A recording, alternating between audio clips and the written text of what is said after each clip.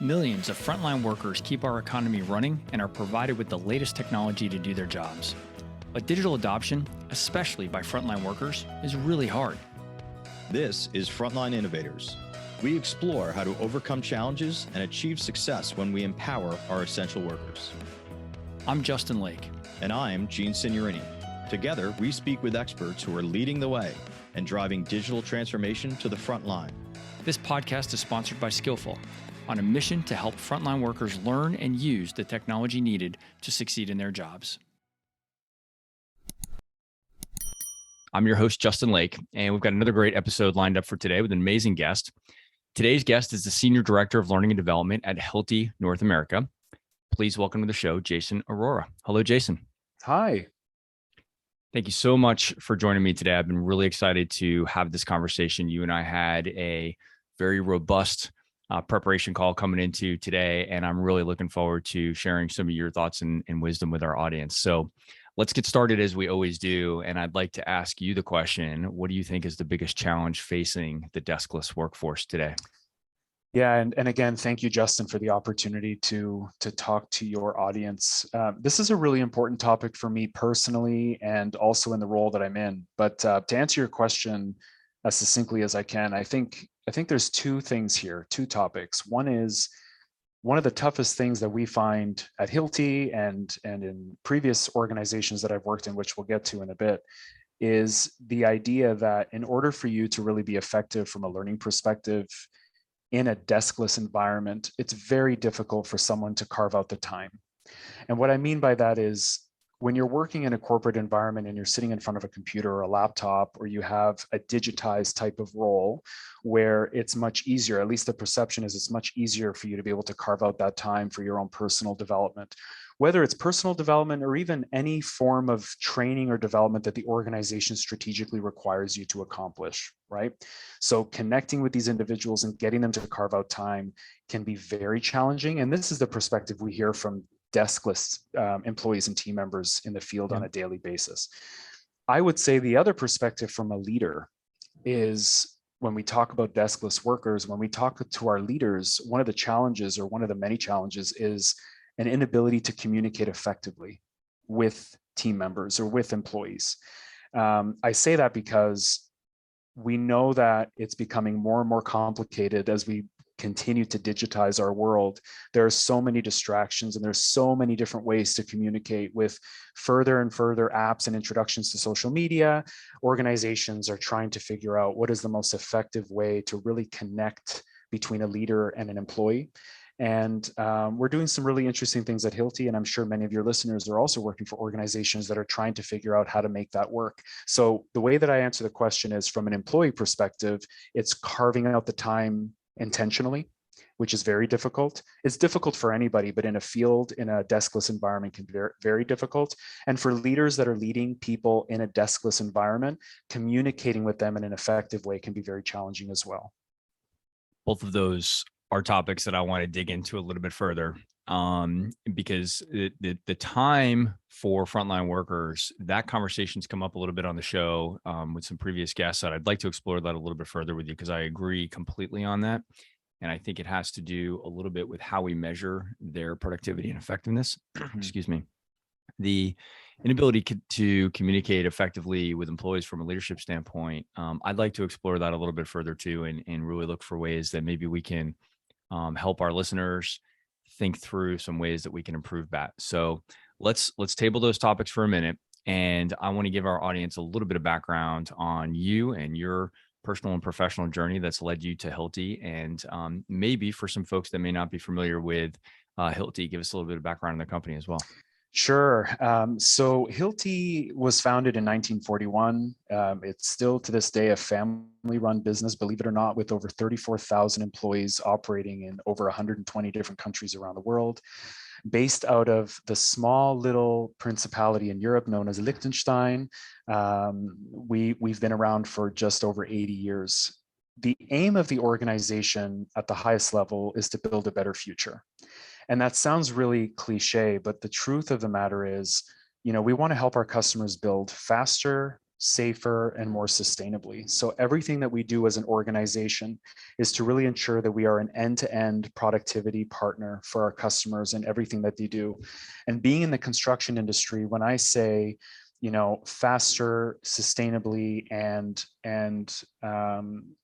safer, those are things that I think any of your listeners that either work in the industry of construction or know friends and family that work in the industry, those are things that have always been a challenge for the construction industry.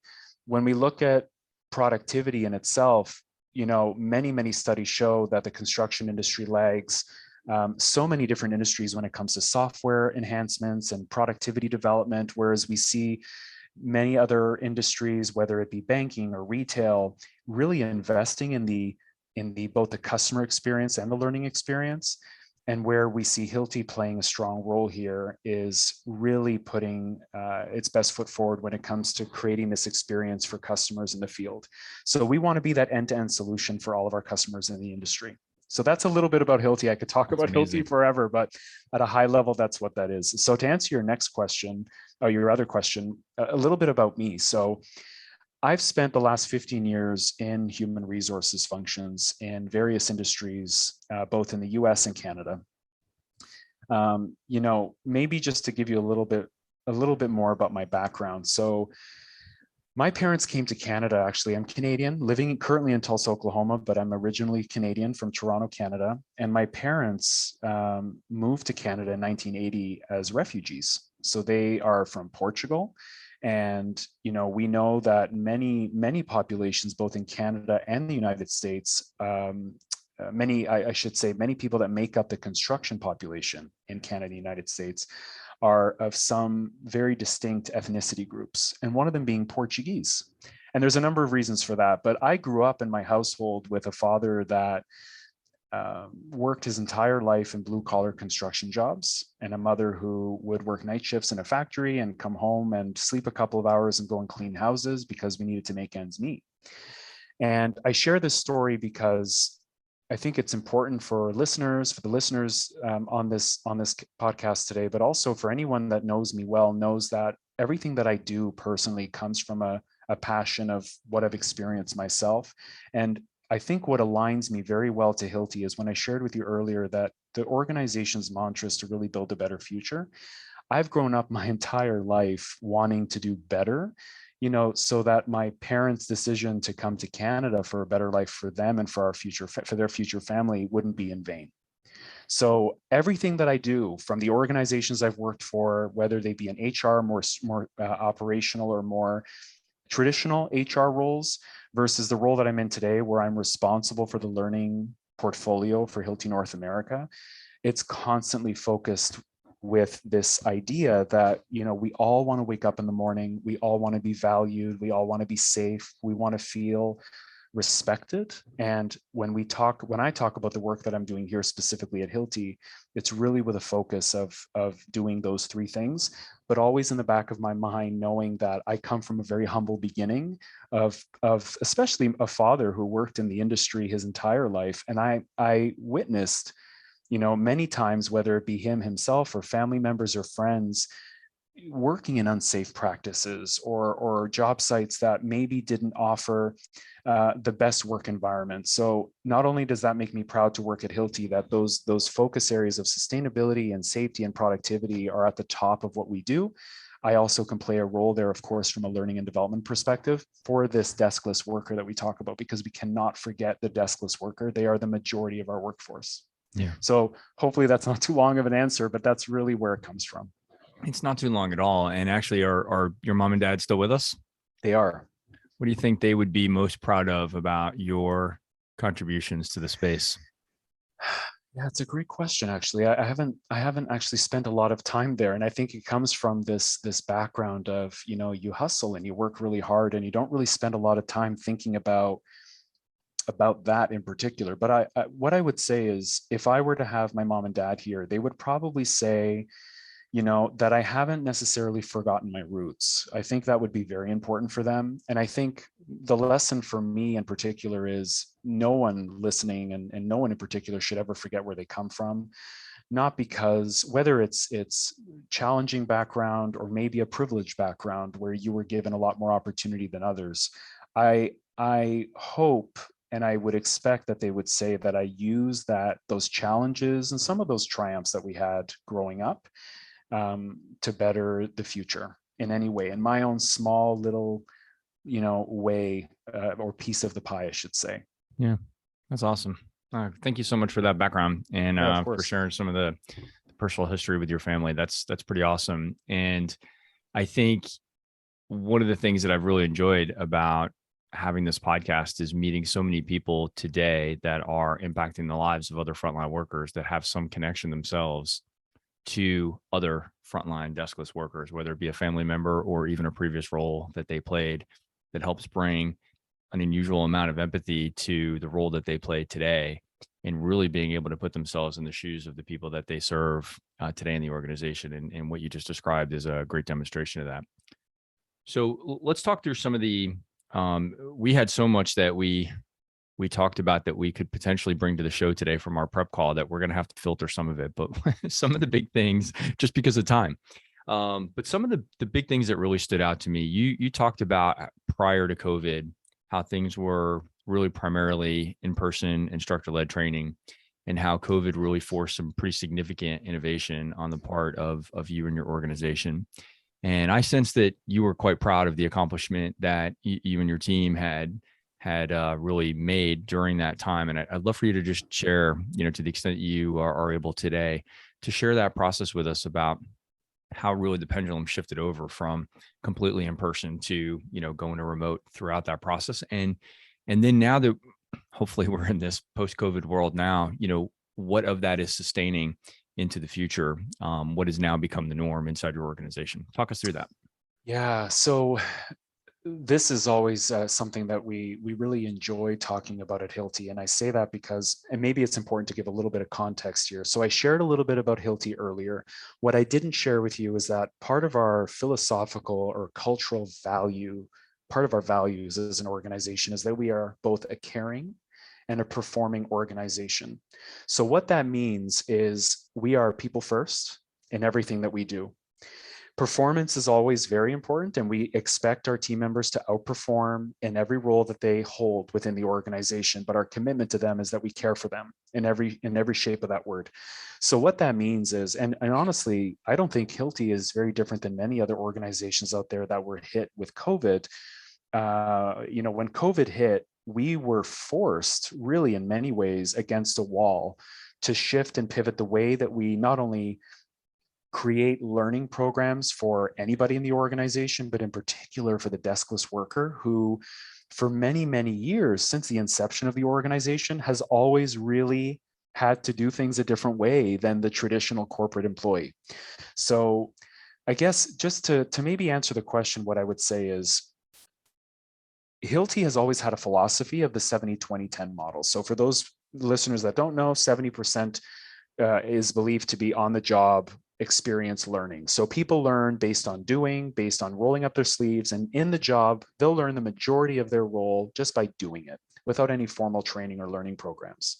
Then 20% is really this informal learning where, you're maybe added onto projects or you're adding on specific workload because we want to make sure that you're picking up on some skill sets, but it's not really direct or formal. And then, of course, you have this 10%, which again is the minority of the learning that we all do. This could be maybe an MBA or a certification of some kind. Maybe you're an engineer and you're going through your PN certification, whatever that may be. But it's very clear that 70% of your learning is really based on experiential. Now, what Hilti really focused on before COVID was taking that very seriously to the point where we did almost 100% of our learning in person. What this meant was we would fly people all across the world, and particularly if we talk about North America, we would fly people into Tulsa, Oklahoma, or to Plano, Texas, which is where our headquarters are. And we would do all of our training. 99% of our training would be in a formal room setting with a facilitator and a group of individuals learning content.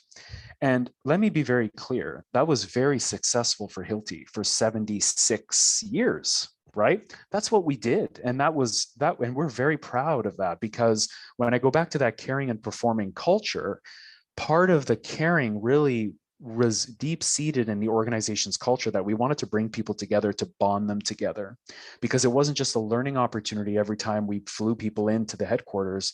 It was a chance for you to connect with the corporate strategy, to meet your colleagues, that when you're a deskless worker, as many of you listeners may know, if you are a deskless worker, you are many times isolated or lonely. You're working in your vehicle, you're working on Yep. your job site. So this is an opportunity to bond. Now, COVID comes, March 2020 hits, the entire world shifts, and like any other organization, Hilti immediately within 48 hours went to 100% virtual. So within a week, we launched Teams across the entire organization, which for 34,000 people is an endeavor. We also at that time realized, coincidentally, at the same time as COVID, we're also launching Salesforce to our sales organization in the field. And with COVID, what we did was, where many organizations were looking at the opportunity to say, especially for anyone that knows or works for publicly traded companies, what's the one thing that many of these organizations do at the beginning of COVID is they start laying people off. Mm-hmm. Hilti's caring and performing culture didn't allow that. In fact, nobody was laid off as a result of COVID, and we were able to not only pay out bonuses, but pay out merit. I share that with you to give you an idea of the background of the culture. And what we did was we actually doubled down during COVID. So what do you have during COVID, and especially the first 3 or 4 months where most of North America was under some form of lockdown, is you have everyone's undivided attention. This is an opportunity that we did not take lightly. And as we say at Hilti, we didn't want to waste a crisis. So what we did was we took all of these individuals, we had their undivided attention for 8 hours a day, and we doubled down on development. So we launched Salesforce. We started going through leadership development programs with our leaders, and all of our other deskless workers and corporate workers who work in front of a computer every day, who are now working from home. We're also working with them on other forms of development, where whether we're catching up or we're supporting them with career trajectories or career objectives that they all have. Now, that's all fantastic, but fast forward 2 years and we're exhausted. And what we're learning as an organization is that there is such thing as screen fatigue. There is such thing, especially for a deskless worker or a field team member at Hilti per se, that is used to having regular human to human interactions with their customers on a daily basis. And now they're standing behind a screen for a larger proportion of time than they were in 2019. So we're learning as an organization as we go. And I'm sure many of your listeners are also going through this with their organizations. This is an area where we continue to lean in to figure out what is the right balance. When is it the right time to bring people into the corporate office for not just a learning experience, but a bonding experience? But when is it also good and more productive to leave a team member in their hometown, where they're not traveling away from their families, they're working in their home office, whatever that is, because we know that every single human on this planet learns differently and has different preferences. You've brought up a lot of very interesting things. One of the things I want to just come back to for a few minutes is the human interaction and the bonding that used to take place in your in-person training programs. And even outside maybe some of the formal structure that you have, there's a lot of chatter going on across the global economy right now about working in an office, and should we be bringing everybody back to the office? Should we let everybody stay remote? And Apple's trying to bring people back into the office 3 days a week. I'm a huge fan of Apple. Love a lot of the things that they're doing out there. They also just spent billions on a new office. I'm pretty sure they'd like to see some people sitting in those desks, right? So there are just a lot of things going on at the same time. But I think it's like so much of the chatter on LinkedIn that I see comes down to like, well, I could either commute and waste all my time with dry cleaning and commute times, or I could be in the office. And I'm like, well, I don't really think it's that. It doesn't need to be that polarizing. I think it's indisputable. There's some value about being around your colleagues and learning from other people, and just having not learning in the formal sense, but just sharing experiences and stuff like that. And so I do wonder, if we could fast forward 5 or 10 years and look back on this time and see the artifacts of COVID on the workforce, and see the things that we decided to keep in place, what will we regret And what will we find? Yeah, maybe it was good that COVID forced some of those changes, right? So I don't know. I certainly don't have the answer. I don't have a crystal ball.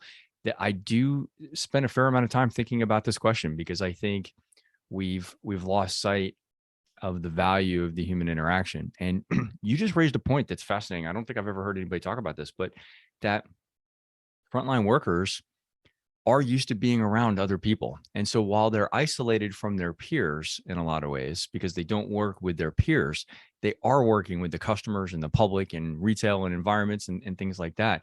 That's a really interesting perspective. So when we take them out of the field, they might be around their colleagues more, at least on teams, but they're isolated from the people that they're used to working with.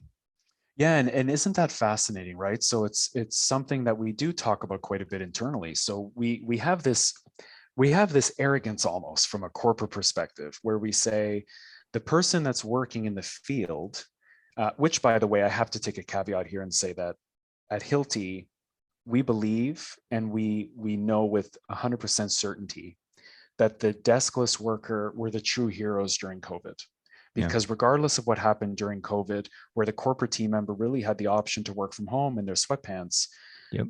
and I was one of them, by the way. The Yep. reality is our team members in the warehouses, in the repair centers across North America and the world, in distribution, in logistics, in the field, working with our customers every single day on job sites.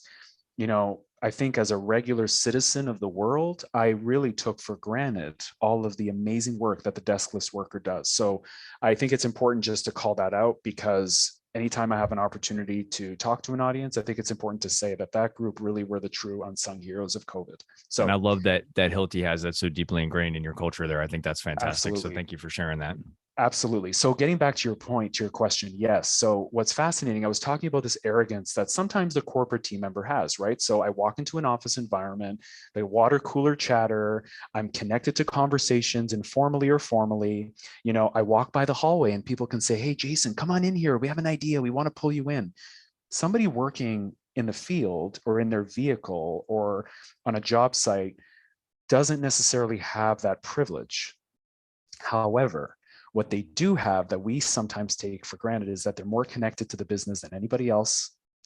They have deep connections with other human beings, which are the people that really support our business and believe in our products and our services and our software, in our case at Hilti. And they are very much connected to other human beings. So where I mentioned at the beginning of the chat,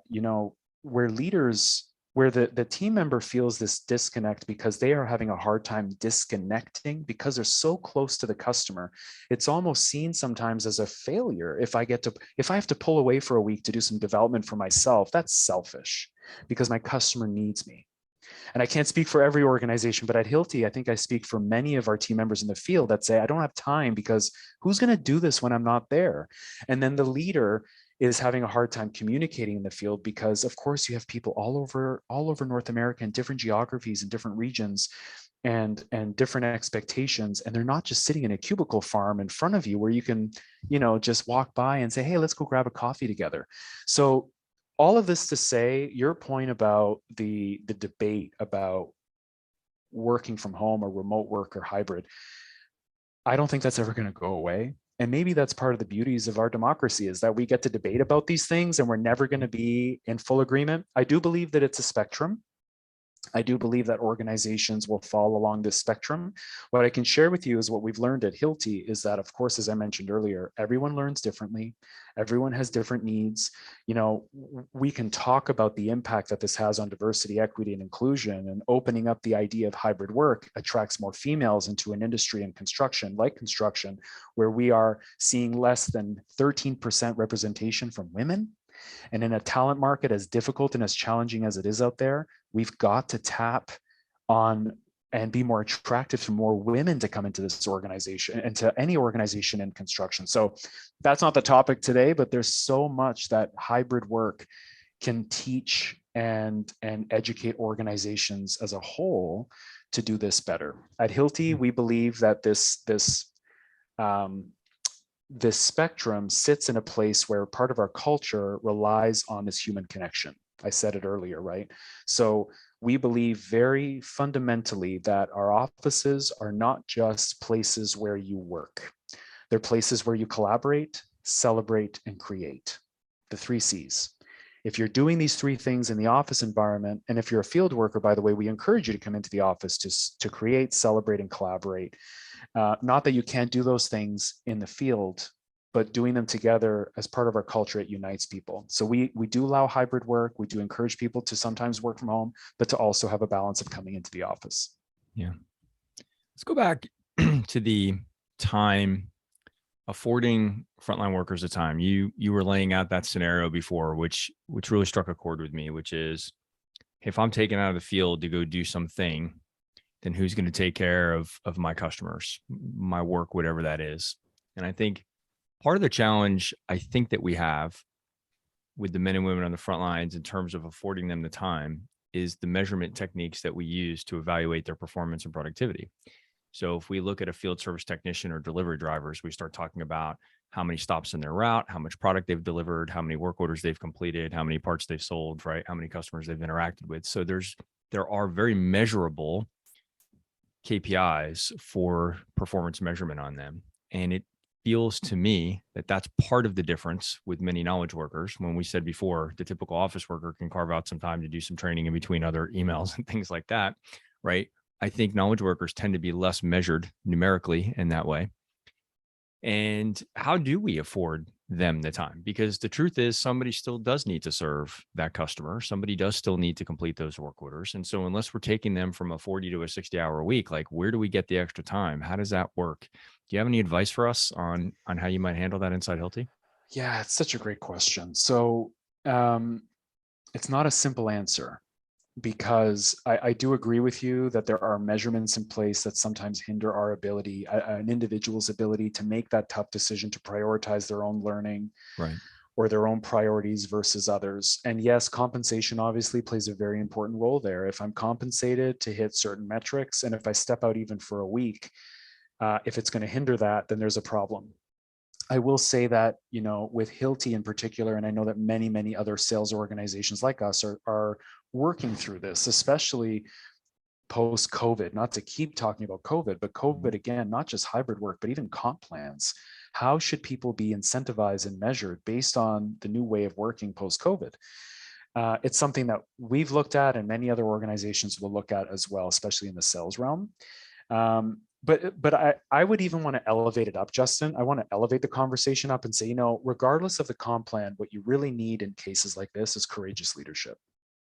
I think what you need is a leadership team that is confident in the fact that regardless of taking a week or 2 weeks off a year, let's really be realistic here. If somebody walks away for 2 weeks for vacation, which we know in the United States is an issue. It's a challenge for many Americans to step away because of various factors, which we won't get into, but we know that many, many studies show that Americans in particular are very challenged with taking vacation time off or any type of paid time off.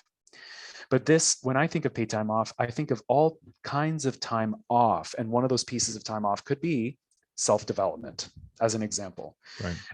At the end of the day, whether it's vacation or taking time off to develop yourself, we need courageous leaders. And what I mean by that is we need a leadership team, and we need organizations at the C-suite to really understand that in order for somebody to continue to maintain themselves from a health and wellness perspective, to keep engaged team members and employees in a workforce that is as extremely challenging as it is today, especially, employees need to feel, as I said earlier on the call, they need to feel valued, they need to feel respected, and they need to feel safe. And a lot of that comes from the psychological safety that comes with me stepping away and knowing that my boss or my leader has my back, and that I'm going to develop myself or I'm going to the Bahamas. Either way, I'm maintaining my personal mind and wellness so that I can come back and be an even better contributor to the organization. I think organizations that struggle in this space, and by the way, Hilti is not perfect here either. Like any other organization, we need to continue to work on this, but it is something we've leaned in on. The idea that we do want to encourage people to develop, we do want to encourage people to focus and lean in on their own self-development or any other paid time off that's required. But I think this will be, and I don't mean to sound over dramatic, but I think in 2022 and as we head into 2023, it'll be one of the biggest competitive differentiators that organizations have in North America, which is, yes, you'll get your base pay and your bonus plan and your benefits, but I'm going to carve out time so that you can develop in any way that you want.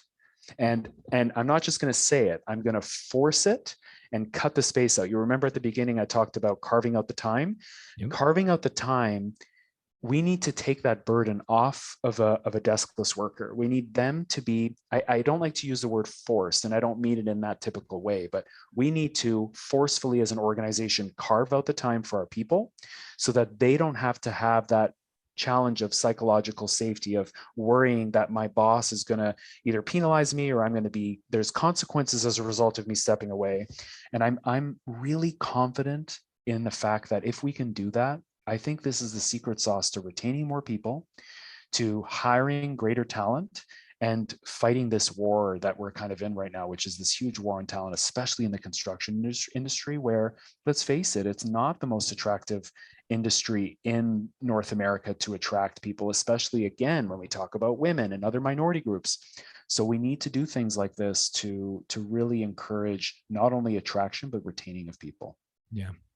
I love that you talk about, I know you were not sure that saying forced was the right word. And I get what you mean by that. It almost sounds like what you're saying is that it needs to be very deliberate and intentional, right? In terms of making sure that at the leadership level, when they're having one-on-ones with their team, that they're asking questions about their personal and professional development. They're asking questions about the vacation time that they take out. And that's not, it doesn't have to be mutually exclusive to also filling out, completing your work orders, completing your sales calls, doing all of the other things. Those things should be integrated together. And you're right. I think as Americans, I notice this more as I've talked to people outside of North America. Comparatively, we do a very bad job at this generally, especially on the vacation topic. I don't know if we all fear that our job's not going to be there when we get back or something, but we do a very bad job at handling that, especially compared with, most folks in Europe. But I do think it affects some of the professional development, even the things that, when you say go to the Bahamas, sure, it's one thing. It's like, okay, well, how does that help the business? Well, it doesn't help the business directly, but yes, it brings back a healthy worker that's, engaged again. But even with professional development at work, like training and other professional development that's required for the job, we have to carve out time for that too, even when they're actually at work. And I notice of all the companies that we've had represented here on this podcast and just in my conversations outside this is a problem area. We're not allocating. And I think actually the challenges of recruiting people right now and bringing people on are exacerbating this problem because many companies don't have all of their positions filled. And so if you don't have all of your positions filled, then you already don't have enough resources to get the work done. And then carving out additional time at the same time is just, basically impossible in many ways. But I think that the people that are feeling the impact on that are definitely the men and women on the front lines in particular. Yeah. And Justin, I love what you just said. And if I can maybe just add to this, it's, I'm sure that there are listeners that are listening to this right now saying, that's great. There are large organizations that have large budgets, that have great L&D programs like the one Jason leads at Hilti. Fantastic. And we will continue to leverage those great portfolios of learning and development programs that we offer our team members every day, like many organizations will. However, if you are listening and you either work for an organization that is much smaller, or you're a leader listening and you're trying to think of ways that you can create these learning opportunities that I'm talking about, but not necessarily have the budget. Honestly, sometimes I feel like we overcomplicate, always with an effort of doing good work, but we overcomplicate the simplest thing. And what I mean by that is, imagine just telling one of your employees, I'm going to give you X number of hours a week or a month, or maybe it's a week, a year, and we're going to call it, I'll make it up, Innovation Week or Continuous Improvement Week. And your goal is to step away from your job and you're going to help us make this organization more productive or more efficient? Are you going to come up with the next idea? Whatever it is, of course, it has to tie into the culture of the organization and maybe your strategic objectives, but it doesn't have to cost any money. It doesn't have to be an add-on to your P&L. It just has to be this step away, which in my opinion will build psychological safety. It'll create that comfort that whether you're a deskless worker, and you can do this absolutely with deskless workers. I mean, we talk about this quite often at Hilti. Usually the people on the front lines are the ones that see most of the opportunity to improve anything that we need to get done in the organization. And they're the most underutilized employee population. For And sure. so what I'm sharing here is just a couple of suggestions, but it really doesn't have to cost anything. Yeah, I think that makes a lot of sense. You mentioned secret sauce before, and you tied in with that retention. Can you share a little bit more about your and Hilti's approach and the way you think about retention? And I remember talking about the integration success rate that we talked about previously. Can you share a little bit more with that about Yeah, that of with us? course, happy to. So at Hilti, we are very much homed in on the fact that we have what we call an ISR rate, which is the integration success rate. So what this means is we measure the retention, not just the overall retention rate, which most organizations measure, but we also measure from the date of hire within the first 12 months, then the 24-month period, and then the 36-month period, how many people that we recruit are resigning voluntarily within that period of time. Why is that important? Well, we look, of course, at all of retention, which is an important metric that tells you across the entire organization in any period of time how many people are leaving. We also think it's important that when we look at HR investment and recruiting and learning and development at Hilti in particular, I like to say that there's this very strong intensity when people join Hilti. The intensity is a lot of hand holding to create an amazing onboarding experience. From the minute you connect with a recruiter, the recruiters do a phenomenal job to attract you. And then we have this onboarding team, which we call the People Experience Center, which basically holds your hand through the process until the day of your first day on the job. Everything from ordering your Hilti uniforms, your laptop, your cell phone, your credit card, so that you don't have to worry about that. And then from that point forward, you come to my team, to the amazing learning and development team, where we create a program, an onboarding program, to help you better understand the baseline foundations of the job. And so you come to Tulsa, and there's this whole experience. And I share this with you to say ISR is important. We do this because it's not just good for business, but because we also believe that measuring ISR and the overall retention rate, listen, at the end of the day, everything we do in this area is an investment. Every time you hire someone and you can retain someone, every day you retain someone, you're saving tons of money to your P&L. Yeah. Now more than ever, organizations are having to stretch their compensation bandwidth and their guidelines because they're having to be very competitive in a market that 3 years ago was already somewhat competitive and not like it is today. So we measure these things because we want to know that we're getting return on our investment. And we want to know that if we're putting this much into these programs to retain talent, because the more we retain, the less recruiting we have to do. And it kind of stops that sometimes vicious cycle. So that's why we measure it. But I will say the other way that I'll answer the question is everything we do is for the team member experience. So we want to make sure that not only are we giving them a great experience as they come in, but of course, as they continue their career with Hilti, it's very, very common for a team member at Hilti to spend their entire career here. I'll give you an example. We have a team member here, even in learning and development on my team, who's been with the company. It'll be 40 years next year.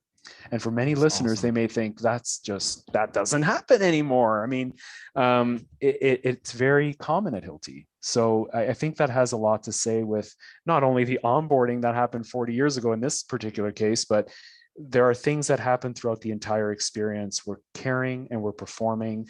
And that's why we measure retention and ISR the way that we do. That's awesome. Thank you for sharing that with us. We're Of course. we're already coming up short on time. There's one other thing you've touched on this a little bit today. A lot of what we talk about on the show is about technology adoption with the frontline worker population. So there's no shortage of new software applications, devices being pushed to the men and women on the front lines.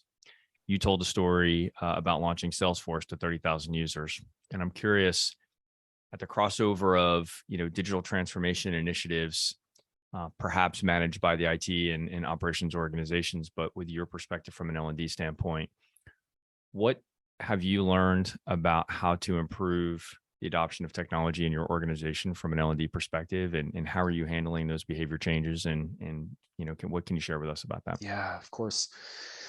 We still have a lot of work to do here.